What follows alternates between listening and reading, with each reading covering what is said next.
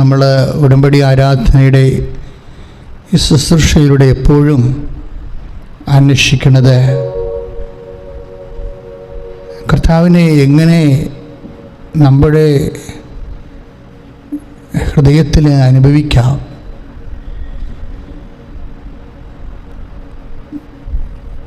എങ്ങനെയാണ് നമ്മളുടെ ഈ പ്രത്യേക ഹൃദയഭാരത്തിൻ്റെ കാലത്ത് എങ്ങനെയാണ് നമ്മൾക്ക് ജീവിത പ്രതിസന്ധിയിലേക്ക് ദൈവത്തെ എത്രയും വേഗം ഇടപെടുത്താം. ഇങ്ങനെയുള്ള കുറച്ച് ടെക്നിക്കലായിട്ടുള്ള വശങ്ങളാണ്, കുറച്ച് സാങ്കേതിക വിഷയങ്ങളാണ്, ആധ്യാത്മിക സാങ്കേതിക വിഷയങ്ങളെന്നാണ് ഞാനതിനെ പറയാൻ ആഗ്രഹിക്കുന്നത്. നമ്മൾ ഉടമ്പടിയിൽ അന്വേഷിക്കുന്നത് എന്താ കാരണം വെച്ച് കഴിഞ്ഞാൽ ഉടമ്പടി തന്നെ ഒരു സാങ്കേതിക പ്രാർത്ഥനയാണ്, ടെക്നിക്കൽ പ്രെയറാണ്. നമ്മളതിൻ്റെ ഉടമ്പടി പുസ്തകത്തിൻ്റെ പേര് തന്നെ ഉടമ്പടി പദ്ധതിയും പ്രയോഗവും എന്നാണ്. കാര്യം ഇറ്റ്സ് എ പ്രോജക്റ്റ്, അത് പദ്ധതിയാണ്. ഈ പദ്ധതിയുടെ വിസിബിലിറ്റി, അതിൻ്റെ ഫലപ്രാപ്തി, ആ ഫലപ്രാപ്തിയെ സ്വാധീനിക്കുന്ന ഘടകങ്ങൾ എന്തൊക്കെയാണ്? ദൈവാനുഭവത്തിൻ്റെ ഈ മേഖലകളിൽ നമുക്ക് മുമ്പേ സഞ്ചരിച്ചവരെ അനുവർത്തിച്ചിട്ടുള്ള മെത്തേഡുകൾ, രീതിശാസ്ത്രങ്ങൾ എന്തൊക്കെയാണ്? അങ്ങനെ ടെക്നിക്കലായിട്ടുള്ള സാങ്കേതികമായ ഒരു അന്വേഷണമാണ് എപ്പോഴും ഉടമ്പടി ധ്യാനത്തിൽ വരുന്നത്. നിങ്ങൾ അച്ഛന് വേണ്ടി പ്രാർത്ഥിക്കുക. കർത്താവായ ദൈവമേ, ഓൺലൈനിൽ പങ്കെടുക്കുന്ന എല്ലാ മക്കളെയും അങ്ങയുടെ തിരുസന്നിധിയിൽ സമർപ്പിക്കുന്നു. ഈ ആരാധന ഇവിടെ എല്ലാം ഇരുന്ന് കൂടുന്നു, മീഡിയയിലെ എപ്പോഴെല്ലാം കൂടുന്നുവോ അപ്പോഴെല്ലാം അവർക്ക് അനുഭവം കിട്ടുന്ന വലിയ അഭിഷേകം ഞങ്ങൾക്ക് നൽകണമേ.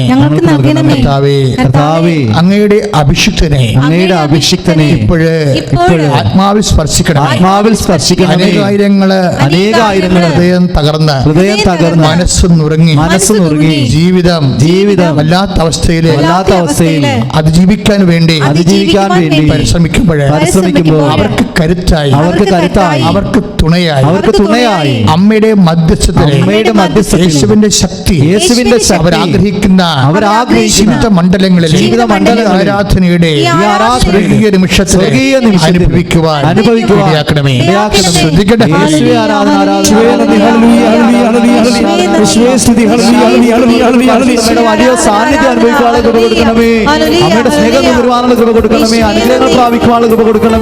ഒത്തിരി സ്നേഹത്തോടെ പ്രാർത്ഥിക്കുന്ന പരിശുദ്ധ ദിവസങ്ങളിലെ ഒരു സാക്ഷ്യം ഞാൻ വിശദീകരിച്ചിരുന്നു. അതായത് എനിക്കതുകൊണ്ട് ആ സാക്ഷി ടീച്ചർ, കോതമംഗലത്തെ ടീച്ചറിൻ്റെ സാക്ഷ്യമാണ് കഴിഞ്ഞ ആഴ്ചയിൽ ഞാൻ വിശദീകരിച്ചത്. ആ സാക്ഷ്യം വിശദീകരിച്ചപ്പോൾ എൻ്റെ മനസ്സിനെ വല്ലാതെ സ്പർശിച്ച ഒരു വിഷയം ഈ ഉടമ്പടി ധ്യാനത്തിന് സമയാതീതമായിട്ടുള്ള ഒരു അഭിഷേക ശക്തി ഉണ്ടെന്നുള്ളതാണ്. ഇപ്പം നിങ്ങൾ ഇന്ന് ആഗസ്റ്റ് 31 11:30 കൂടുന്ന ഈ ധ്യാനമില്ലേ, ഒരു പക്ഷേ നിങ്ങൾ 2025 ഏപ്രിൽ മാസം കൂടുമ്പോഴും ആ മൊബൈലിൽ നിന്ന് എടുത്തിട്ട് ആ ആരാധന കൂടുമ്പോഴും അതേ അനുഭവം ഉണ്ടാകാനുള്ള സാധ്യതയുണ്ട്. അത് പറയാൻ കാര്യം ഇപ്പോൾ ഓരോരുത്തരുടെ ടീച്ചറിൻ്റെ സാക്ഷി നോക്കിയാൽ മതി, വല്ലാത്ത സാക്ഷ്യം. അത് നോക്കിയാൽ മതി. അതിപ്പോഴേ എൻ്റെ 57,000 പേരോളം ഓൾറെഡി ആ സാക്ഷ്യം കണ്ടു കഴിഞ്ഞു. തരുമീൻസ് ജനങ്ങൾ ആ സാക്ഷ്യം ഏറ്റെടുത്തുന്ന എൻ്റെ അർത്ഥം. ടീച്ചർ പറഞ്ഞു ഒരു കാര്യം എൻ്റെ മനസ്സിനെ എപ്പോഴും ബാധിച്ചത്, ഞാൻ ഇത് ടീച്ചറിൻ്റെക്കെന്ന് മാത്രമല്ല വേറെ പല ആൾക്കാരുടെ സാക്ഷ്യത്തിൽ നിന്ന് കേട്ടിട്ടുണ്ട്. ടീച്ചറിൻ്റെ ഒരു പ്രത്യേക രീതി പഴയ ഉടമ്പടി ധ്യാനങ്ങളെ കേട്ടുകൊണ്ടിരിക്കുക. അപ്പോൾ ഒരു ദിവസം ടീച്ചർ അടുക്കളയിൽ TV-യിൽ ഉടമ്പടി ധ്യാനം വെച്ചുകൊണ്ടിരിക്കുകയാണ്. അത് അടുക്കള ജോലി ചെയ്തുകൊണ്ടിരിക്കുകയാണ്. അപ്പോൾ ആരാധനയുടെ സമയമായി കഴിഞ്ഞപ്പോൾ ആരാധനയിൽ അന്ന് എനിക്ക് കിട്ടിയ ഒരു മെസ്സേജ് ഞാൻ പറയുന്നുണ്ടായിരുന്നു, അത് പ്രാർത്ഥിക്കുന്നുണ്ടായിരുന്നു. കാര്യം ആരാധന നടത്തിക്കൊണ്ടിരിക്കുമ്പോൾ കർത്താവ് സാമ്പിൾ പോലെ കുറച്ച് സന്ദേശമൊക്കെ തരും, ദർശനമൊക്കെ തരും. അപ്പോൾ അതിൻ്റെ മനസ്സിന് ഡിസൺ ചെയ്ത് നോക്കിയിട്ട് ഞാൻ ഫുൾ അതിനെക്കുറിച്ച് ആന്തരികമായി കോൺഫിഡൻ്റ് ആണെങ്കിൽ ഞാൻ ഉടനെ അത് സദസ്സിനോട് പറയും. അതായത് ഇന്ന കാര്യങ്ങൾ കാണുന്നുണ്ട്, കർത്താവ് അങ്ങനെയുള്ള വിഷമം അനുഭവിക്കുന്ന വ്യക്തികളെ സ്പർശിക്കുന്നുണ്ട് എന്ന് പറയും. അപ്പോൾ ആ സമയത്ത് കണ്ടത് കൈവെള്ള വിയർക്കുന്ന ഒരു ദർശനമാണ്. കൈവെള്ള വിയർക്കുന്നത്, ഞാൻ കൈവെള്ള വിയർക്കുമ്പോൾ അറിയാലോ, ഭയങ്കര എല്ലാം ഈ കറുപ്പിക്കലെന്ന് പറഞ്ഞാലും പരീക്ഷയാണ്. പരീക്ഷയ്ക്ക് അതിൻ്റെതായിട്ടുള്ള ടെൻഷനുണ്ടാകും. ഇപ്പം കൈവെള്ള വിയർക്കുന്ന നല്ല കാര്യമല്ലേ, അതിനെക്കുറിച്ചത് അതിൻ്റെ വിഷമം അനുഭവിക്കാത്തവർക്കത് മനസ്സിലാകത്തില്ല. പക്ഷേ പരീക്ഷ എഴുതുന്നവരെ സംബന്ധിച്ചിടത്തോളം കൈവെള്ള വിയർക്കുന്നത് അവരുടെ ജീവിതം തന്നെ തീരണ ഒരവസ്ഥയാണ്. വെച്ചാൽ നമ്മളിങ്ങനെ കറുപ്പിച്ചുകൊണ്ടിരിക്കുന്ന സമയത്ത് കയ്യിൽ നിന്ന് വെള്ളം വിയർത്ത് ആ പേപ്പറെ വീഴും. അപ്പോഴേ കറുപ്പിക്കുന്ന സ്ഥലത്ത് വെള്ളം വിയർപ്പ് വീഴുമ്പോൾ അതോടെ കരച്ചിട്ട് വലുതാകും. അപ്പോൾ ആകപ്പാടെ അതുകൊണ്ട് കമ്പ്യൂട്ടർ ഇത് ഡിക്റ്റേറ്റ് ചെയ്യണമെങ്കിൽ ചിലപ്പോൾ നെഗറ്റീവായി പോകും. ഇങ്ങനെയുള്ള പേപ്പറെല്ലാം കമ്പ്യൂട്ടറിലാണ് ഡിക്റ്റേറ്റ് ചെയ്യണത്. കമ്പ്യൂട്ടറിനെ സംബന്ധിച്ചിടത്തോളം അതിന് നേരത്തെ കൊടുത്തിരിക്കുന്ന ഡേറ്റ അനുസരിച്ചാണല്ലോ ഡിക്റ്റേഷൻ വരുന്നത്. ഇപ്പോൾ ചെറിയ കുത്തിന് പകരം വലിയ കുത്താണെങ്കിൽ ചിലപ്പോൾ കമ്പ്യൂട്ടർ ഡിക്റ്റേറ്റ് ചെയ്യത്തില്ല. അപ്പോൾ എന്താ പ്രശ്നം ചെയ്ത് അത് പരീക്ഷ എഴുതുന്നവർക്ക് മഷി കൊണ്ട് കൊണ്ട് എഴുതുന്നവർക്ക് ഇതിനേക്കാൾ പ്രശ്നമാണ്. കാരണം അക്ഷരത്തിലെല്ലാം വീഴും. അപ്പം ഞാനിങ്ങനെ ഈ വിഷയത്തിന് വേണ്ടി നിങ്ങളിപ്പോൾ പ്രാർത്ഥിക്കണം. കർത്താവ് ആരെയോ ഈ മേഖലയിൽ സുഖപ്പെടുത്തുന്നതായിട്ട് തോന്നണതുകൊണ്ടാണ് ഞാനിത് പറയണമെന്ന് പറഞ്ഞു.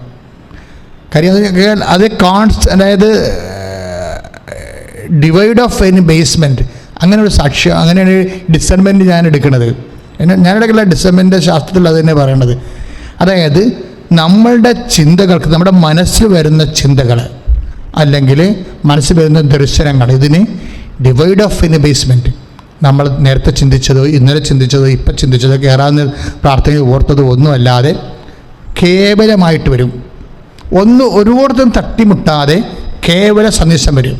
അപ്പം കേവല സന്ദേശം അത് 100% പരിശുദ്ധാത്മാവിൻ്റെ ആയിരിക്കും. അപ്പം അങ്ങനെ എനിക്ക് ആന്തരിക ബോധ്യം കിട്ടുമ്പോൾ ഞാനത് പറയും. അത് പറയുമ്പോൾ നിങ്ങൾ ഓർക്കും that particular person is healing. അങ്ങനെയല്ല ധരിക്കേണ്ടത്. കർത്താവ് ഈ ആരാധനയിലുണ്ട്. ബുദ്ധിയും ബോധവും ഉള്ളവർ, പരിശുദ്ധാത്മാവിനെക്കുറിച്ച് അഭിഷേക നിലവാരത്തിലിരിക്കുന്നവർ ഉടനെ അവിടെ ഉള്ളിൽ പരിശുദ്ധാത്മാവ് പറയും, ഈ മെസ്സേജിൻ്റെ അർത്ഥം ഈ ആരാധനയെ പരിശുദ്ധാത്മാവ് ഏറ്റെടുത്തിട്ടുണ്ട്. ആരാധനകളെ ഇപ്പം നിങ്ങൾക്ക് എല്ലാ ആരാധനകളെയും പരിശുദ്ധാത്മാവ് ഏറ്റെടുക്കട്ടില്ലേ എന്ന് ചോദിച്ചു കഴിഞ്ഞാൽ ഭയങ്കര ബുദ്ധിമുട്ടാണ് പറയാൻ. കാര്യം വെച്ച് കഴിഞ്ഞാൽ ചില ആരാധനകൾ യാന്ത്രിക ആരാധനകളാവും. നമ്മളത് യൂട്യൂബിൽ എന്തുമാത്രം ആരാധന കിടക്കണം കേൾക്കുമ്പോൾ അറിയാൻ പറ്റും. അത് ശ്രവണാഭിഷേകം എന്ന് പറഞ്ഞ് വേറെ വിഷയമുണ്ട്. അതായത് കർത്താവ് ഒരു വചനം പറയുമ്പോൾ അത് ശ്രവിക്കാൻ വേണ്ടി നിങ്ങൾക്ക് പ്രത്യേക അഡീഷണൽ ഗ്രേസ് തരും. അതാണ് കേൾക്കാൻ ചെവിയുള്ളവൻ കേൾക്കട്ടെ എന്നൊക്കെ ഈശോ പറയത്തില്ലേ. ഇപ്പം മത്തായി ശ്രീകാട് സുവിശേഷമില്ലേ 13:9 കേൾക്കാൻ ചെവിയുള്ളവൻ കേൾക്കട്ടെ എന്ന് വെച്ചാൽ അർത്ഥം എന്താ? മത്തായി ശ്രീകാട് സുവിശേഷം 13:9 കേൾക്കാൻ ചെവിയുള്ളവൻ കേൾക്കട്ടെ. അപ്പം നിങ്ങൾക്ക് എന്നാ പരിപാടി, എല്ലാത്തിനും ചെവിയില്ലേ? ചെവി ഇല്ലെന്നാണ് കർത്താവ് പറയണത്. ചെവി ഇല്ലെന്നാണ് പറയണത്. അതായത് വചനം കേൾക്കുന്നതിന് there is a special hearing anointment. ഒരു വചനം കേൾക്കുന്നതിനും ഇപ്പോൾ വചനം പറയുന്നതിന് അനോയിൻമെൻ്റ് ഉള്ളതുപോലെ തന്നെയാണ് വചനം കേൾക്കുന്നതിനും അനോയിൻമെൻ്റ് ഉണ്ട്. നിങ്ങൾ ചെവി ഒന്ന് പൊത്തിക്കേ, ഇതിങ്ങനെ 2 കൈ കൊണ്ട് ഇങ്ങനെ പൊത്തിക്കേ. അച്ഛനോട് ഏറ്റുപറ, കർത്താവായ ദൈവമേ, അങ്ങയുടെ വചനം അങ്ങ് ആഗ്രഹിക്കുന്നത് പോലെ ഞാൻ കേൾക്കുവാനും ഗ്രഹിക്കുവാനും അതനുസരിച്ച് അങ്ങയുടെ വചനം ആദരവോടെ ആരാധനയോടെ സ്വീകരിക്കപ്പെടുവാനും എനിക്ക് ശ്രവണാഭിഷേകം നൽകണമേ. ശ്രദ്ധിക്കട്ടെ. ഹല്ലേലൂയ. വചനം കേൾക്കുവാനും മനസ്സിലാക്കുവാൻ ഗ്രഹിക്കുവാനുള്ള വലിയ കൃപ നൽകണമേ. അതിനായി പരിശുദ്ധാത്മാവിനെ ഞങ്ങളുടെ ജീവിതത്തിലേക്ക് ഹൃദയത്തിലേക്ക് പങ്കെടുക്കണമേ എന്ന് പ്രാർത്ഥിക്കുന്നു. ആരാധന ആരാധന ആരാധന ആരാധന ആരാധന ആരാധന. ഇതിനാണ് ശ്രവണാഭിഷേകം ദൈവം കൊടുക്കുന്നത്. അഥവാ ശ്രവണാഭിഷേകം കൊടുത്തില്ലെങ്കിൽ എന്ത് സംഭവിക്കും? You will lost the discipleship. കർത്താവിൻ്റെ ശിഷ്യനായിരിക്കുക സാധ്യമല്ല. നാമമാത്രം അന്നാട് പുള്ളി ക്രിസ്ത്യാനിയാകാം, ഇല്ലേ? അതിന് കുഴപ്പമൊന്നുമില്ല. അന്നാട് പുള്ളി ക്രിസ്ത്യാനി പറഞ്ഞാൽ നാമമാത്രം ക്രിസ്ത്യാനിയാകാം, അതിന് കുഴപ്പമില്ല. വചനവും വായിക്കാം, അതിന് കുഴപ്പമില്ല. വചനം ഗ്രഹിക്കുക എന്നുള്ളത് അതെന്തോരം ലളിതമായിരിക്കുന്നു. എന്താണ് ശ്രവണാഭിഷേകത്തിൻ്റെ ഗുണം? കഠിന വചനങ്ങൾ ലളിതമാക്കപ്പെടും. പരുത്തവ മൃദുവാക്കപ്പെടുമെന്ന് യോഹന്നാൻ മാതാനയുടെ വചനങ്ങളിലില്ലേ? അതുപോലെ തന്നെ കഠിന വചനങ്ങൾ ബേസിക്കായിട്ട് കഠിനമല്ല, പക്ഷേ ഒരാളിന് ശ്രവണാഭിഷേകത്തിന് ലഭിച്ചിരിക്കുന്ന ആനുപാതികം അനുസരിച്ച് കൊണ്ട് അയാൾക്ക് കഠിനമോ ലഘുവോ ആകാം. ഇപ്പോഴേ ഉദാഹരണം, യേശുക്രിസ്തുവിനെക്കുറിച്ച് ഈശോ പറയുന്ന ഭാഗങ്ങളിലെ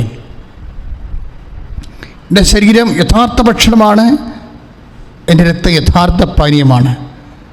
എൻ്റെ ശരീരം ഭക്ഷിക്കുന്നവൻ എന്നിലും ഞാൻ അവനിൽ വസിക്കുന്നു. സജീവനായ പിതാവാണ് എന്നെ അയച്ചത്. അതുപോലെ പിതാവ് മൂലം ഞാൻ ജീവിക്കുന്നു. അതുപോലെ എന്നെ ഭക്ഷിക്കുന്നവൻ ഞാൻ മൂലം ജീവിക്കും. പിതാക്കന്മാർ മരുഭൂമിയിൽ വെച്ച് മന്ന ഭക്ഷിച്ചു. അതുപോലെയല്ല ഈ അപ്പം ഭക്ഷിക്കുന്നവൻ നിത്യം ജീവിക്കും. ലോകത്തിൻ്റെ ജീവന് വേണ്ടി ഞാൻ നൽകുന്ന അപ്പം ഇസ് മൈ ബോഡി, എൻ്റെ ശരീരം തന്നെയാണ് എന്ന് പറഞ്ഞപ്പോൾ പത്രോസിന് അത് ലളിതമായിട്ട് തോന്നി, ഒരു പ്രശ്നമില്ല. പത്രോസിന് അത് ലളിതമായിട്ട് തോന്നി, ഒരു പ്രശ്നമില്ല. മത്തായിക്ക് അത് ലളിതമായിട്ട് തോന്നി, ഒരു പ്രശ്നമില്ല. പക്ഷെ വേറെ കുറേ ആൾക്കാരോട് നിൽപ്പുണ്ടായിരുന്നു, ശിഷ്യന്മാരെന്ന വേഷവും കെട്ടിയിട്ട്. അവന്മാർ പറഞ്ഞു, നോ ദിസ് ഇസ് ഹോട്ട്, ഈ വചനം കുറേ കഠിനമാണെന്ന് പറഞ്ഞ്. അതാണ് 6:60 നമ്മൾ വായിക്കണത്. യോഹന്നാൻ്റെ സുവിശേഷം 6:60 ഈ വചനം കഠിനമാണ്. ആർക്കാണ്? അവർക്ക് മാത്രമാണ്. പത്രോസ് അവിടെ നിൽക്കുന്നുണ്ട്. അങ്ങേർക്ക് ഒരു വചനം കഠിനമല്ല. എന്താ കാര്യം? അയാൾക്ക് കേൾക്കാനുള്ള ചെവി കിട്ടിയിട്ടുണ്ട്, ശ്രവണാഭിഷേകം കിട്ടിയിട്ടുണ്ട്. അപ്പോൾ വചനം ബേസിക്കായിട്ട് ലളിതമാണ്. ചില ആൾക്കാർക്ക് അത് കഠിനമായി മാറുന്നത് it is based upon there faith. അത് അവർക്ക് ലഭിച്ചിരിക്കുന്ന വിശ്വാസത്തിൻ്റെ അടിസ്ഥാനത്തിലാണ്. അവർക്ക് ലഭിച്ചിരിക്കുന്ന വിശ്വാസത്തിൻ്റെ അടിസ്ഥാനത്തിലാണ് വചനം അവർക്ക് ലളിതമോ കഠിനമോ ആകുന്നത്. ഇപ്പോഴേ ഹെബ്രായർ നമ്മൾ വായിക്കുന്നില്ലേ 4:2 ഹെബ്രായർ 4:2 എന്താ എഴുതിയിരിക്കുന്നത്? അവർ കേട്ട വചനം, ഏറ്റു പറഞ്ഞേ, അവർ കേട്ട വചനം അവർക്ക് പ്രയോജനപ്പെട്ടില്ല. കാരണം അവരതിൽ വിശ്വസിച്ചില്ല. അതാണ് പ്രശ്നം. വചനത്തിൻ്റെ അല്ല പ്രശ്നം. വചനം ലളിതമോ കഠിനമോ ആകുന്നത് നമ്മൾ അതിൽ ഇൻവെസ്റ്റ് ചെയ്തിരിക്കുന്ന വിശ്വാസത്തിൻ്റെ തോതനുസരിച്ചാണ്. എന്തുമാത്രം വിശ്വാസം. ഇപ്പം യേശു ഒരു കാര്യം പറഞ്ഞാൽ എനിക്കത് ലളിതമായിട്ട് തോന്നാൻ കാര്യം തോമാശ്ലീഹയുടെ വിശ്വാസമുള്ളത് കൊണ്ടാണ്. തോമാശ്ലീഹയുടെ വിശ്വാസമാണ് ഏറ്റവും ലളിതമായ വിശ്വാസം. എന്താ കാര്യം വെച്ച് കഴിഞ്ഞാൽ യേശു ഇപ്പം ലാസറിനെ ഉയർപ്പിക്കാൻ പോകുമ്പോഴേ നമ്മുടെ സ്നേഹിതനായ ലാസർ ഉറങ്ങുകയാണ് എന്ന് പറയുമ്പോൾ പത്രോസ് പറയും, ഉറങ്ങുകയാണെങ്കിൽ ഉറങ്ങട്ടെ എന്ന് പറയും. അപ്പോഴെന്താണ്? ആ വചനം പത്രോസിന് കഠിനമായി. അപ്പോൾ തോമാശ്ലീഹായ്ക്ക് ആ വചനം ലളിതമാണ്. എന്താ? ഉറങ്ങുകയാണെങ്കിൽ ഉറങ്ങട്ടെ എന്നും പറഞ്ഞുകൊണ്ട് അവനെ ഡിസ്റ്റർബ് ചെയ്യാൻ പോകണ്ട, നമ്മൾ വെറുതെ പോയി പണി മേടിക്കേണ്ട എന്ന് പറഞ്ഞുകൊണ്ട് പത്രോസ് ആ വചനം നടപ്പിൽ വരുത്തുന്നതിന് വിമുഖത കാണിച്ചുകൊണ്ട് വചനം കഠിനമായി നിൽക്കുന്നൊരു സമയമുണ്ട്. അപ്പോൾ ആ തോമാശ്ലീഹയ്ക്ക് ആ വചനം ലഘുവാണ്. എന്താണ്? തോമാശ്ലീഹ പറഞ്ഞു, കൂടിപ്പോയാൽ എന്നാ സംഭവിക്കും? മരിക്കുമായിരിക്കുമോ? അതിൻ്റെ അപ്പുറത്തൊന്നും സംഭവിക്കത്തില്ലല്ലോ, നമുക്കും പോയി അവൻ്റെ കൂടെ മരിക്കാം. അത് അപ്പോഴേ തോമാശ്ലീഹയ്ക്ക് വളരെ കഠിനമായൊരു വചനമാണ് വളരെ ലഘുവായിരിക്കുന്നത്. അതാണ് നമ്മൾ വായിക്കുന്നത് 11-16 യോഹന്നാൻ്റെ സുവിശേഷം. നമുക്കും പോയി അവനോടുകൂടെ മരിക്കാം. അപ്പോഴേ സ്വന്തം ജീവനേക്കാൾ യേശുവിനെ സ്നേഹിച്ചതുകൊണ്ടാണ് തോമാസിലേക്കയക്ക് വചനം പത്രോസിനേക്കാൾ ലഘുവായിട്ട് തോന്നിയത്.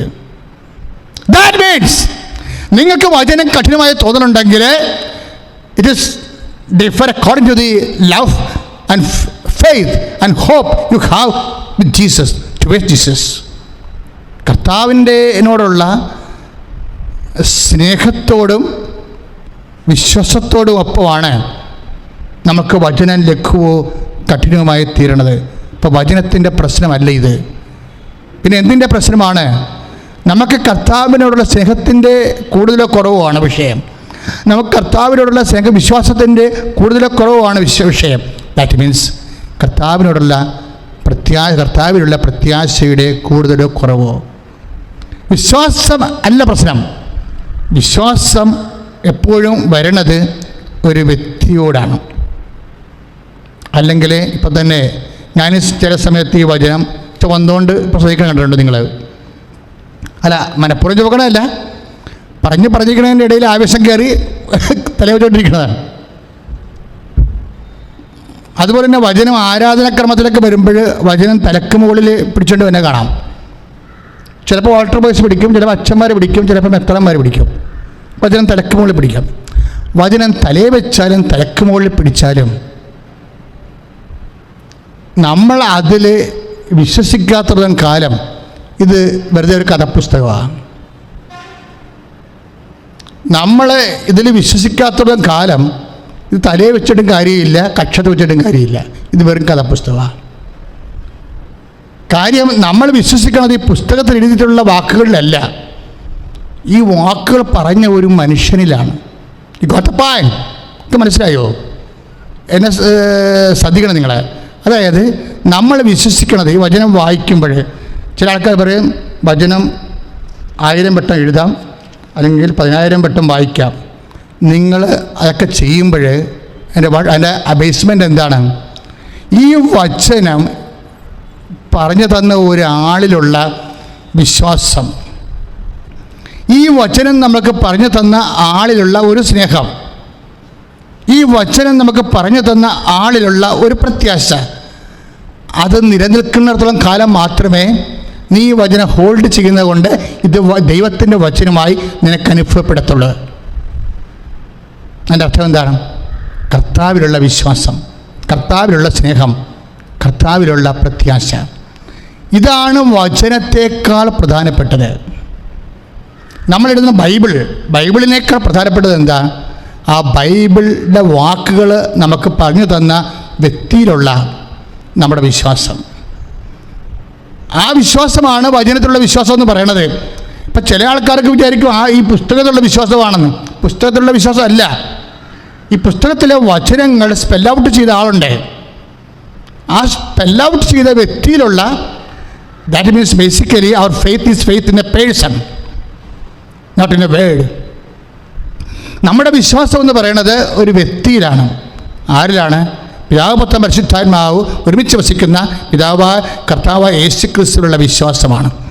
കർത്താവ് യേശുക്രിസ്തുവിന്റെ സ്നേഹമാണ്. ഹെബ്രായർ എന്താണ് അങ്ങനെ പറയണത്? അവർ കേട്ട വചനം അവർക്ക് പ്രയോജനപ്പെട്ടില്ല, അവരതിൽ വിശ്വസിച്ചില്ല എന്ന് 4:2 എന്താ പറയണത്? അവർ കേട്ട വചനം അവർക്ക് പ്രയോജനപ്പെടണമെങ്കിൽ ആ വചനം പറഞ്ഞ ആളെ വിശ്വസിക്കണം. തോമാസ് ലീഗയ്ക്ക് വചനം ലഘുവായി തോന്നിയത് എന്താ കാരണം? തോമാസ് ലീഗയ്ക്ക് അത്ര ഇഷ്ടമായിരുന്നു ഈശോനോട്. അതാണ് പ്രശ്നം. നമുക്ക് വചനം ലഘുവായി തോന്നണമെങ്കിൽ പത്രോസിന് ആ സമയത്ത് കഠിനമായി തോന്നി. കാര്യം എന്താണ്? കഴിഞ്ഞ ആഴ്ച സ്വർഗ്ഗസ്ഥനായ പിതാവ് എന്ന പ്രാർത്ഥന പഠിപ്പിച്ചപ്പോൾ അവിടെ നിന്ന് എറിയാൻ കല്ലുകളെടുത്താണ്. അതുകൊണ്ട് വേണം നമ്മൾ ബethനിയിൽ നിന്ന് ബെത്ലഹേമിൽ വന്ന് താമസിക്കുന്നത്. ഇനിയിപ്പോൾ ലാസ്റ്റർ മരിച്ചു എന്ന് പറഞ്ഞ് അങ്ങോട്ട് ചെന്ന് കഴിഞ്ഞാൽ ആ പഴയ കല്ലുമ്പറൊക്കെ വെച്ചിരിക്കുന്ന കക്ഷികൾ നമ്മളെ കൈകാര്യം ചെയ്യും. അതുകൊണ്ട് ഉറങ്ങണം, ഉറങ്ങട്ടെ, അവൻ സുഖം പ്രാപിച്ചു കൊള്ളും. അല്ല, അവൻ മരിച്ചുപോയി എന്ന് ഈശോ പറയും. ഞാൻ അവിടെ ഇല്ലാതിരുന്നതിന് നിങ്ങളെ പ്രതി ഞാൻ ദൈവത്തിന് നന്ദി പറയുന്നു. എന്താ കാര്യം? വിശ്വാസത്തിൻ്റെ ഒരു പാഠം പഠിപ്പിക്കുക. ഞാൻ അവിടെ ഇല്ലാതിരുന്നതിന് നിങ്ങളെ പ്രതി ഞാൻ ദൈവത്തിന് നന്ദി പറയുന്നു. എന്താണ് കാര്യം? വിശ്വാസത്തിൻ്റെ ഒരു പാഠം പഠിപ്പിക്കുകയാണ്. എന്താണ് വിശ്വാസത്തിൻ്റെ പാഠം? അതാരെയാണ് ആദ്യം പഠിപ്പിച്ചത്? അത് പഠിപ്പിച്ചത് വിശ്വാസത്തിൻ്റെ ഒരു പാഠം പഠിപ്പിച്ചത്, ആദ്യം പഠിപ്പിച്ചത് ആരെയാണ്? അപ്പോസ്തലന്മാരല്ല, ഒരു ചേട്ടത്തിനെയാണ് പഠിപ്പിച്ചത്. ഞാൻ അവിടെ ഇല്ലാതിരുന്നതിന് നിങ്ങളെ പ്രതി ഞാൻ ദൈവത്തിന് നന്ദി പറയുന്നു. എന്താ അങ്ങനെ പറയാൻ കാരണം? ഞാൻ അവിടെ ഇല്ലാതിരുന്നത് കൊണ്ട് ഈശോയ്ക്ക് വിശ്വാസത്തിൻ്റെ ഒരു പാഠം പഠിപ്പിക്കാൻ കഴിയും. ഉണ്ടായിരുന്നെങ്കിൽ പറ്റത്തില്ലായിരുന്നു, ലാസർ മരിക്കത്തില്ലായിരുന്നു. മറിയവും മാർത്തായും അത് പറയുന്നുണ്ട്, കർത്താവ് നീ ഇവിടെ ഉണ്ടായിരുന്നെങ്കിൽ അവൻ എൻ്റെ സഹോദരൻ മരിക്കില്ലായിരുന്നു. അപ്പോൾ വിശ്വാസത്തിൻ്റെ പാഠമില്ല. അപ്പം ചില സമയത്ത് കർത്താവ് ഇല്ലാതിരിക്കുന്നതാണ് നല്ലത്. എപ്പോഴും കർത്താവ് ഉണ്ടായിരിക്കുന്നത് അത്ര നല്ലുള്ള കാര്യമല്ല. മനസ്സിലായില്ലേ? ഇപ്പം നീ പ്രാർത്ഥിക്കുന്നു, ഞാൻ പ്രാർത്ഥിച്ചിട്ട് ദൈവം കേൾക്കണില്ല, ദൈവം ഇല്ല, ദാറ്റ്സ് ഓക്കെ, ക്ലിയർ. അപ്പോഴും കർത്താവ് എന്താ പറയണത്? ഞാൻ ഇപ്പോൾ നിൻ്റെ ജീവിതത്തിൽ ഇവിടെ ആബ്സെൻ്റ് ആയിരിക്കണത് നിന്നെ പ്രതി ഞാൻ എൻ്റെ പിതാവിന് നന്ദി പറയുന്നു. എന്താ? വിശ്വാസത്തിൻ്റെ ഒരു പാഠം നീ ഇതിലൂടെ പഠിക്കും. ശ്രുതികട ഹല്ലേലൂയ, ഹല്ലേലൂയ, ഹല്ലേലൂയ. പൂർണ്ണമായുള്ള വിശ്വാസം, ഹൃദയത്തിൽ അടിയുറച്ച വിശ്വാസം ഞങ്ങൾക്ക് നൽകണമേ. ആരാധന, ആരാധന, ആരാധന, ആരാധന, ആരാധന. പരിശുദ്ധ പരമ ദിവ്യകാരുണ്യത്തിന് നേരവും ആരാധനയും സ്തുതിയും പുകഴ്ചയും ഉണ്ടായിരിക്കട്ടെ. പരിശുദ്ധ പരമ ദിവ്യകാരുണ്യത്തിന് നേരവും ആരാധനയും സ്തുതിയും പുകഴ്ചയും ഉണ്ടായിരിക്കട്ടെ. എൻ്റെ മക്കളെ, ഈ വിഷയം വളരെ ശ്രദ്ധയോടെ കേൾക്കേണ്ടതാണ്. അതായത് ഒരേ സമയത്ത് തന്നെ പറയുന്ന വചനങ്ങൾ, അതേ ഒരേ സമയം തന്നെ അടുത്ത് നിൽക്കുന്ന രണ്ട് ശിഷ്യന്മാർക്ക് രണ്ട് എക്സ്പീരിയൻസാണ്. ഒരാൾക്ക് വചനം കഠിനമാകുന്നു. അതാണ് 11:15 നമ്മൾ കാണുന്നത്. ഗുരു, ഇപ്പോൾ തന്നെ യഹൂദ നിന്നെ കല്ലെറിയാൻ പോകുന്നു, വീണ്ടും നീ അങ്ങോട്ട് പോവുകയാണോ എന്ന് ചോദിച്ചുകൊണ്ട് പിൻകാലിട്ട് നിൽക്കുന്ന പത്രോസിന് ആ വചനം കഠിനമാണ്. 6:60 അനുസരിച്ചുകൊണ്ട് കഠിനമാണ്. അപ്പോഴേ തന്നെ അത് കേട്ടുവിടുന്ന തോമസിന് ആ വചനം ലഘുവാകും. തോമസ് എന്താ പറയണത്? 11:16 നമുക്കും പോയി അവൻ്റെ കൂടെ മരിക്കാം. ദാറ്റ് മീൻസ് കൂടുതലൊരു മനുഷ്യൻ സംഭവിക്കാൻ സാധ്യതയുള്ള മരണമാണ്. മരണം പോലും സെൻറ്റ് തോമസിന് ലഘുവാണ്. അതുകൊണ്ട് കർത്താവിൻ്റെ വചനവും ലഘുവാണ്. അപ്പോഴും ഭയമാണ് വചനത്തെ കഠിനമോ ലഘുവോ ആക്കി മാറ്റുന്ന ഒന്നാമത്തെ ഘടകം. രണ്ടാമത്തെ ഘടകം എന്താണ്? സ്നേഹം. സ്നേഹമാണ് വചനത്തെ ലഘുവോ കഠിനമോ ആക്കി മാറ്റുന്ന അടുത്ത ഘടകം. ഒരു വ്യക്തി, വിശ്വാസി എപ്പോഴും ശ്രദ്ധിക്കേണ്ട കാര്യം, എന്തോ ഒരു ദൈവത്തോട് എനിക്ക് സ്നേഹമുണ്ട്, എന്തോടോ വചനം നിവൃത്തിയാക്കുന്നതിലുള്ള ഭയം എനിക്ക് മാറിയിട്ടുണ്ട്. നിങ്ങൾ ദൈവത്തോട് പ്രാർത്ഥിക്കേണ്ട രണ്ട് കാര്യങ്ങളുണ്ട്. അതായത് ഒന്ന്, ഭയം മാറണം. ഭയം മാറിയാലേ വചനം ലഘുവാകത്തുള്ളൂ. പിന്നെന്താ? സ്നേഹം കൂടണം. സ്നേഹം കൂടിയാലേ വചനം ലഘുവാകത്തുള്ളൂ. ഇപ്പോഴും നമ്മൾ നേരത്തെ ഒരു സുവിശേഷ പ്രഭാഷണത്തിൽ കേട്ടതാണ്, ഞാൻ തന്നെ പറഞ്ഞതാണ് ഈ വേദിയിൽ. എന്താണ്? അധ്വാനിക്കുന്നവനെ ഭാരം വഹിക്കുന്നവനെ എൻ്റെ അടുക്ക വരിക. ഇപ്പം ഭാരം വഹിക്കുന്നവനുണ്ട് അല്ലേ? ഭാരം വഹിക്കുന്നത് ഓരോരോ ജീവിതാവസ്ഥകൾ കൊണ്ട് മനുഷ്യന് ഭാരമുണ്ടാകാം. സാമ്പത്തികമാകാം, ശാരീരിക രോഗം കൊണ്ട് ശാരീരികമാകാം, കുടുംബത്തിൻ്റെ ഭാഗോടമ്പടി നടക്കാത്തത് കൊണ്ട് മാനസികമാകാം. ഇങ്ങനെ വ്യത്യസ്തമായ ഭാരം, ഇങ്ങനെ വ്യത്യസ്തമായ ഭാരം മനുഷ്യന് ഉണ്ടാകുമെന്ന് ഈശോയ്ക്കറിയാം. നമ്മൾ 11:18 പോകും, 22 പോകത്തില്ലേ? മത്തായിയുടെ സുവിശേഷം 11:28, 29 വചനങ്ങൾ വരുമ്പോൾ, അധ്വാനിക്കുന്നവനെ ഭാരം വഹിക്കുന്നവനെ എൻ്റെ അടുത്ത് വരിക. എന്തിനാണ്? ഞാൻ നിങ്ങളെ ആശ്വസിപ്പിക്കാം. യേശുവിൻ്റെ അടുത്ത് നമ്മൾ ചെല്ലണം. എന്തിനാണ്? ആശ്വാസം പ്രാപിക്കാൻ വേണ്ടിയാണ് നമ്മൾ ചെല്ലണത്. അത് വ്യക്തമാണത്, അത് യാതൊരു തെറ്റുമില്ല. പക്ഷേ ഈ ആശ്വാസം നമ്മൾ എങ്ങനെയാണ് പ്രാപിക്കണത്? ഞാൻ ശാന്തശീലനാണ്, വിനീത ഹൃദയനാണ്. രണ്ട് കാര്യങ്ങളാണ് ഈശോ പറയണത് അല്ലേ? ശാന്തശീലം എന്ന് വെച്ചാൽ എനിക്ക് വ്യഗ്രതയില്ല. ഇപ്പം ഞാൻ IELTS തോറ്റു. ഇപ്പം കഴിഞ്ഞ ദിവസങ്ങളൊരു സാക്ഷി കിടക്കണമെന്ന് വെച്ച് കഴിഞ്ഞാൽ രസകരമായ സാക്ഷ്യമാണ്. എനിക്ക് ആ കൊച്ചിൻ്റെ ഈ ദിവസങ്ങളിൽ ഇന്നലെ ഇട്ട സാക്ഷ്യമാണ്. ആ മോളുടെ ഒരു പാലായിലൊരു മോളാണ്. അവളുടെ വണ്ടി, സ്കൂട്ടർ ഓടിക്കുമ്പോൾ കാറിട്ട് ചെന്നിടിച്ച്, സ്കൂട്ടർ കാറിൽ ചെന്നിടിച്ച് കൈ ഒടിഞ്ഞ് പ്ലാസ്റ്ററിട്ട്. പക്ഷേ IELTS ഡേറ്റ് എടുത്തതായിരുന്നു. അപ്പോൾ എഴുതാൻ പാടാണ്, അല്ലെങ്കിൽ കറുപ്പിക്കാൻ പാടാണ്, കൈ എണ്ണയ്ക്ക് ഒന്നും ചെയ്യാൻ പറ്റണില്ല, റീഡ് ചെയ്യാൻ പറ്റണില്ല, അങ്ങനെ കുറേ പ്രശ്നങ്ങൾ അവർക്ക്. അവർ പറയണ ഇതാണ്, എങ്കിലും അവർക്ക് ഭാരമാണത് അല്ലേ, രോഗം ഒരു ഭാരമാണ്, രോഗം ഒരു ഭാരമാണ്. പക്ഷെ ഉടമ്പടി ചെയ്തതിൻ്റെ വെളിച്ചത്തിൽ, കാര്യം ഉടമ്പടി നമ്മൾ ദൈവമായിട്ടാണ് ചെയ്യണത്. അപ്പോൾ പരിശുദ്ധ അമ്മ വഴിയാണ് നമ്മൾ ഈശോയോട് ഉടമ്പടി ചെയ്തിരിക്കുന്നത്. കാരണം പുറപ്പാട് 33:14 അനുസരിച്ച് കൊണ്ട് ഉടമ്പടി ചെയ്യുന്ന വ്യക്തികളുടെ കൂടെ ദൈവം സഞ്ചരിക്കും. അപ്പോൾ ഈശോ തന്നെ പറയും, നിങ്ങൾ ന്യായാധിപന്മാരുടെ മുമ്പിൽ ഹാജരാക്കപ്പെടും. പല വിഷയങ്ങളൊക്കെ നമ്മൾ ചെയ്യേണ്ടി വരും. കോടതിയിൽ പോകേണ്ടി വരും അല്ലേ, ബാങ്കിൽ പോകേണ്ടി വരും. കാര്യം അവൻ നമുക്ക് ലോണിന് നമ്മുടെ കടങ്ങൾ ജപ്തി ചെയ്യാൻ വെക്കുമ്പോൾ നമ്മൾ വൺ ടൈം സെറ്റിൽമെൻറ്റ് നമ്മുടെ വിളിക്കുമ്പോൾ വൺ ടൈം സെറ്റിൽമെൻറ്റ് കാശ് പോലും നമ്മുടെ ഉണ്ടാകത്തില്ല. അപ്പോൾ നമ്മളവിടെ ചെല്ലുമ്പോൾ അവരിങ്ങനെ ഭയങ്കരമായിട്ടൊക്കെ അത് നാളെ അടുത്ത ആഴ്ച ലേലത്തിൽ വിൽക്കുകയാണ്, ഒന്നും പറയേണ്ട കാര്യമില്ല എന്നൊക്കെ പറഞ്ഞാൽ നമ്മളിങ്ങനെ വിഷമിച്ച് പോകും. അപ്പോൾ ഇങ്ങനെ ഓരോ സ്ഥലങ്ങളിൽ നമ്മൾ ഹാജരാക്കപ്പെടും. അപ്പോൾ ഇങ്ങനെ ഹാജരാക്കപ്പെടുന്ന സ്ഥലങ്ങളിൽ വെച്ച് പേടിക്കണ്ട എന്ന് നമ്മളോട് പറയണത് ഈശോ മാത്രമാണ്. നിങ്ങളിങ്ങനെ ഓരോ സ്ഥലങ്ങളിൽ ഹാജരാക്കപ്പെടും. കോടതി ചെല്ലാം, ചിലപ്പോൾ നമ്മുടെ വക്കീലൊക്കെ ചിലപ്പോൾ വാദിച്ച് തോക്കണ കാണാം. കാര്യം വക്കീൽമാർ തമ്മിൽ അഡ്ജസ്റ്റ്മെൻ്റ് ഉണ്ടെന്നുണ്ടെങ്കിൽ തീർച്ചയായിട്ടും ആ കേസ് ചിലപ്പോൾ തോക്കണതായിരിക്കും വക്കീലിന് നല്ലത്. കാര്യം ജയിക്കണ വക്കീലിന് മിക്കവാറും ചിലപ്പോൾ 5 ലക്ഷം കിട്ടുകയാണെങ്കിൽ അതിൽ 1 ലക്ഷം ഇയാൾക്ക് കൊടുക്കാമെന്ന് പറഞ്ഞാൽ ഇയാൾ തോറ്റു കൊടുക്കാൻ തയ്യാറാകും. വക്കീൽമാർ തമ്മിൽ ചില വക്കീൽമാർ, എല്ലായിടത്തും അല്ല, ചില വക്കീൽമാർ തമ്മിൽ ഇതുപോലെ ബിസിനസ് അറേഞ്ച്മെൻ്റ് ഉണ്ട്, അവർക്കെല്ലാം കേസ് ബിസിനസ്സാണ്. അപ്പോഴങ്ങനെ വരുമ്പോൾ നമ്മുടെ വക്കീൽ നിയമങ്ങൾ അറിയാമെങ്കിലും ഒന്നും പറയത്തില്ല. ബബ അടിച്ച് അങ്ങനെ ജഡ്ജിയുടെ മുമ്പിൽ അല്ലെങ്കിൽ മജിസ്ട്രേറ്റിൻ്റെ മുമ്പിൽ ബബ അടിച്ച് നിൽക്കും. അപ്പോൾ എൻ്റെ സഹപ്രവർത്തക വിജയകുമാറിൻ്റെ ഒരു കേസ് ഞാൻ എപ്പോഴും ഓർക്കും. അങ്ങേരുടെ വക്കീൽ കോടതിയിൽ ജഡ്ജിയോട് ബബടിച്ച് നിൽക്കുകയും നിയമങ്ങൾ അറിയാം, പക്ഷേ മറ്റേ വക്കീൽ കത്തിക്കയറിക്കൊണ്ട് നിൽക്കുകയും. ആ സമയത്ത് എന്നാ ചെയ്തെന്ന് വെച്ച് കഴിഞ്ഞാൽ വിജയകുമാർ എന്നെ വിളിച്ചിട്ട് പറഞ്ഞ്, അച്ഛാ ഇതെന്ത് ചോദിച്ചാൽ നമ്മുടെ വീടും പോണ ലക്ഷണമാണ്. കാര്യം വീട്ടിൽ സ്വന്തം വീട്, നേരത്തെ താമസിക്കുന്ന വീട് വാടക കൊടുത്ത പ്രശ്നമാണ്.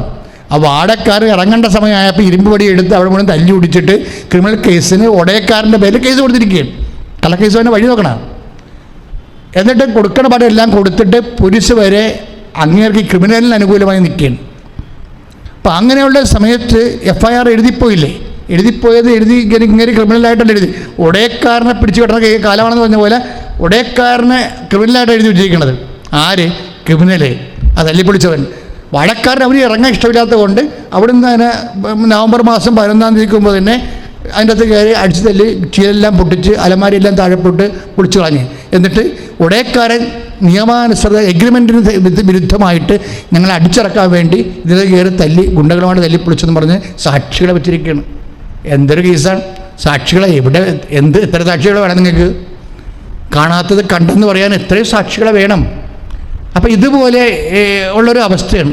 അപ്പോൾ നമ്മൾ കൊടുത്ത കേസ് കൊടുത്തിട്ടുള്ള വക്കീലും അവിടെ നിന്നുണ്ട് ജപ അടിച്ചിരിക്കുന്ന സമയമാണ്. അപ്പോൾ വിജയകുമാർ എന്നെ വിളിച്ചു, അച്ഛാ എന്ത് ചെയ്യുമെന്ന് പറഞ്ഞു. ഞാൻ പറഞ്ഞു, നിങ്ങളിപ്പോൾ എന്താ ചെയ്തുകൊണ്ടിരിക്കണമെന്ന് ചോദിച്ചു. കാര്യം എനിക്കറിയാം ഇങ്ങനെ എന്താ ചെയ്യണം. അങ്ങനെ ഒരു മരത്തിൻ്റെ ജപമാല ഏറിക്കൊണ്ടിരിക്കണം, മരത്തിൻ്റെ ജപമാല പുള്ളി ഉപയോഗിക്കുന്നത്. അപ്പോൾ ഒരു മരത്തിൻ്റെ ജപമാല കോടതിയുടെ വാദിക്കുക എന്നുകൊണ്ട് മരത്തിൻ്റെ ജപമാല ചൊല്ലിക്കൊണ്ട് നിൽക്കുകയാണ്, മരത്തിൻ്റെ മണിയുള്ള. അപ്പോൾ പക്ഷേ വക്കീൽ പറയണ ഇങ്ങൾക്ക് നല്ല കേസിനെക്കുറിച്ച് നല്ല ബോധമുള്ള കാരണം ഇത് ചെന്നാൽ പണി മേടിക്കുമെന്ന് നിങ്ങൾക്കറിയാം, അതാണ് എന്നെ വിളിച്ചത്. അപ്പോഴും ഞാൻ പറഞ്ഞു, മാതാവിനോട് പറ, ചെന്ന് ജഡ്ജി എടുത്ത് നിൽക്കാൻ പറയാൻ പറഞ്ഞു. അപ്പോൾ അമ്മയുടെ പ്രശ്നം നമുക്കറിയാം, അമ്മ സഞ്ചാരി മാതാവാണ്. അമ്മ നമ്മളെ ആശ്രയിക്കുന്നവരെ അമ്മ സംരക്ഷിക്കും. ഇപ്പം ഈ കേസ് കത്തിക്കറി ഉടനെ വിജയകുമാരി കൊന്തെഴുതിക്കൊണ്ട് നിൽക്കുകയല്ലേ? അല്ല, അപ്പോൾ കൊന്തെടുത്തതല്ലേ? അപ്പം കൊന്തെടുത്തതല്ലേ? എന്നാണ് പ്രശ്നം. നമ്മൾ ദൈവമായിട്ടുള്ള ബന്ധമെന്ന് പറയണത് ഇന്ന് ഇൻ്റർവെല്ലൊന്നും ഇല്ല. സിനിമാക്കൊക്കെ ഇൻ്റർവെല്ലുണ്ട് അല്ലേ? ഇൻ്റർവെല്ലൊന്നും എഴുതി കാണിക്കും. പ്രാർത്ഥനാ ജീവിതത്തിന് ഇൻ്റർവെൽ എഴുതി കാണിക്കത്തില്ല. പ്രാർത്ഥനാ ബുദ്ധിയും ബോധവും ഉള്ളവൻ എപ്പോഴും കർത്താവുമായിട്ട് കണക്ട് ചെയ്തുകൊണ്ടിരിക്കും. നിങ്ങൾക്കെല്ലാം കുറച്ച് പേർക്ക് പണി കിട്ടണതിൻ്റെ കാര്യം നിങ്ങളുടേതെല്ലാം ഇങ്ങനെ ഒക്കേഷണൽ പ്രയറാണ്, അപ്പോഴപ്പോഴുള്ള അവസരത്തിനടിസ്ഥാനമായ പ്രാർത്ഥന. അങ്ങനെയല്ല, നമുക്കൊരു ബന്ധമേ ഉള്ളൂ, ആ ബന്ധം എപ്പോഴും കീപ്പ് ചെയ്തുകൊണ്ടിരിക്കണം. ഇപ്പോൾ പുള്ളിക്കാരൻ അങ്ങനെ ഒരു ടൈപ്പാണ്, കാര്യം അനുഭവിച്ചറിഞ്ഞ് വിശ്വാസം സ്വീകരിച്ച ആളാണ്. അല്ലാതെ റെഡിമെയ്ഡ് ക്രിസ്ത്യാനിയുടെ അപ്പൻ ക്രിസ്ത്യാനി അമ്മ ക്രിസ്ത്യാനി ആയതുകൊണ്ട് എനിക്ക് ത്രേസ്യാന്ന് പേരിട്ടിരിക്കണം, അങ്ങനെയുള്ള റെഡിമെയ്ഡ് ക്രിസ്ത്യാനി അല്ല. ഇതിന് ഈ പൗരത്വം, ഈ സ്വർഗീയ പൗരത്വം വലിയ ജീവിതത്തിൻ്റെ വലിയ വില കൊടുത്ത് വാങ്ങിയ ആളാണ്. അപ്പം അങ്ങനെ പരിശീലിച്ച ആളാണ്. അപ്പോഴേ അമ്മേ ആരുമില്ലമ്മേ, അമ്മയല്ലേ അഡ്വക്കേറ്റ് എന്ന് ചോദിച്ചു. ആരുമില്ലമ്മേ, അയച്ചു കൊടുത്ത് വേദിക്കണം വക്കീൽ വരെ അവിടെ കൂടെയാണ്. അമ്മയല്ലേ അഡ്വക്കേറ്റ് എന്ന്. എൻ്റെ അഡ്വക്കേറ്റ്. അമ്മ പോയി ജഡ്ജിയെടുത്ത് നിൽക്കാൻ പറഞ്ഞു. കുറച്ച് കഴിഞ്ഞ് സെക്കൻഡ്, ഇത് പറഞ്ഞതേ ഉള്ളൂ, സെക്കൻഡ് കഴിഞ്ഞപ്പോൾ ജഡ്ജി നേരെ തന്നെത്താൻ എഴുന്നേക്ക്. എന്നിട്ട് ഈ വാദി എന്ന് പറയുന്ന കത്തിക്കരിക്കുന്ന വക്കീലിനെതിരെ അയാൾ 2-3 ക്വസ്റ്റ്യൻ അങ്ങോട്ട് ചോദിച്ചു. അതോടുകൂടി അയാൾ പഠിക്കാൻ തുടങ്ങി. പിന്നെ വാദം അവസാനിപ്പിച്ചു, ജഡ്ജ്മെൻ്റ് എഴുതി. കാര്യം എല്ലാം ഫാബ്രിക്കേറ്റാണ്, എല്ലാം കള്ളത്തരവാണെന്ന് ജഡ്ജിക്ക് മനസ്സിലായി. ദാറ്റ് മീൻസ് നമ്മൾ ന്യായാധിപ സംഘത്തിൻ്റെ മുമ്പ് നിൽക്കുമ്പോഴേ എന്ത് പറയണം എന്ന് മുൻകൂട്ടി ആലോചിച്ചുറക്കാതിരിക്കാൻ ശ്രദ്ധിക്കുവിൻ. നിങ്ങൾ എന്താണ് പറയേണ്ടതെന്ന് ആ സമയത്ത് അറിവ് നൽകുമെന്നാണ്. ഇപ്പം നമ്മൾക്ക് നേരിട്ട് അറിവ് നൽകിയില്ലെങ്കിലും ആ സമയത്ത് ദൈവം പ്രവർത്തിക്കണ ഒരു ടൈമാണത്. എൻ്റെ മക്കളത് മനസ്സിലാക്കി. എവിടെയെങ്കിലും നിങ്ങൾ ഹാജരാകണം എന്ന് വിചാരിച്ചോ? ഇപ്പോൾ ഒരു IELTS പരീക്ഷയുടെ കാര്യം പറഞ്ഞാണ് ഞാൻ തുടങ്ങിയത്. എവിടെയെങ്കിലും ഇപ്പോൾ ജപ്തി നടപടി വന്ന് ബാങ്കിൽ പോകണം, നമ്മൾ ഹാജരാകണ്ടേ? നമ്മളൊരു കോളേജിൽ കുഞ്ഞിന് അഡ്മിഷൻ മേടിക്കാൻ പോവുകയാണ്, നമ്മൾ ഹാജരാകാൻ പോവുകയാണ്. ഇങ്ങനെ വ്യത്യസ്തങ്ങളായ മേഖലകളിൽ നമ്മൾ ഹാജരാകും. അപ്പോൾ നമ്മൾ ഹാജരാകുന്ന ആ സമയത്ത് നിൻ്റെ ദൈവം അവിടെ ഉണ്ടാകുമെന്നാണ് ഈശോ പറഞ്ഞത്. നിങ്ങൾ ഹാജരാകുന്ന സമയത്ത് ആ സമയത്തെക്കുറിച്ച് നമ്മൾ തിരിച്ചറിയണം. അത് ദൈവത്തിൻ്റെ സമയം തിരിച്ചറിയണമെന്ന് കർത്താവ് പല പ്രാവശ്യം പറഞ്ഞിട്ടുണ്ട്. സമയം നിങ്ങൾ തിരിച്ചറിയണമെന്നാണ്. ഇപ്പം ലൂക്ക 19 വായിക്കത്തില്ലേ? സന്ദർശനത്തിൻ്റെ സമയം എന്നൊക്കെ പറഞ്ഞ് ശ്രദ്ധിക്കട്ടെ മക്കളെ. യേശു സ്വസ്ഥം. ഹല്ലേലൂയ.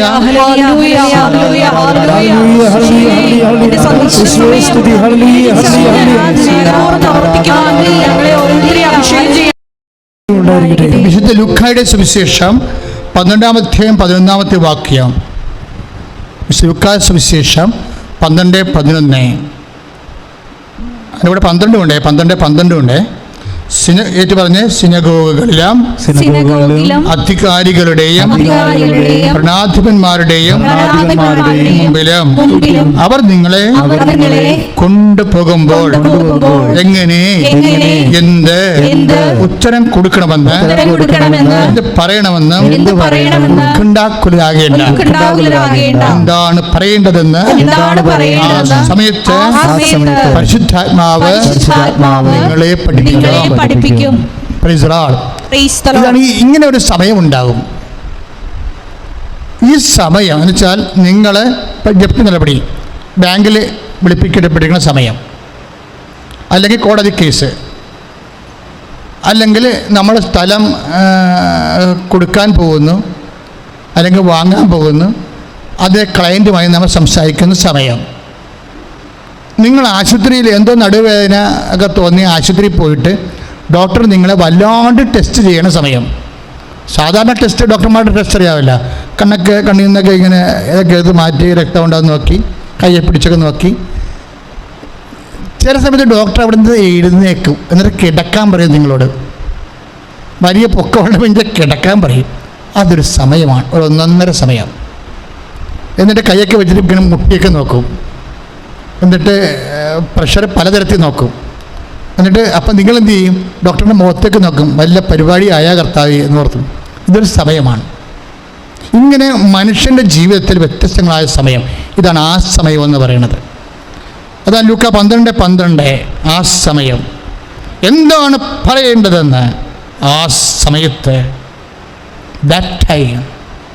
എല്ലാവർക്കും ഉണ്ടാവും ഈ ഒരു ആ സമയം. ആ സമയത്ത് എന്താ? അത് കർത്താവിൻ്റെ സമയമാണ്. Will be expedited. കർത്താവിൻ്റെ ആത്മാവ് നിറയേണ്ട ദൈവമേതലേ, നീ ഒരു വിശ്വാസിയാണെങ്കിൽ നിന്റെ ജീവിതം ഉത്സവമാണ്. എന്താ കാര്യം? വിശ്വാസിയുടെ അവകാശം ഓഹരിയും കർത്താവിൻ്റെ വചനവും ആ വചനത്തിലുള്ള വാഗ്ദാനവും അത് നിറവേറ്റുന്ന പരിശുദ്ധാത്മാവാണ്. സ്തുതിക്കട്ടെ, ഹല്ലേലൂയ.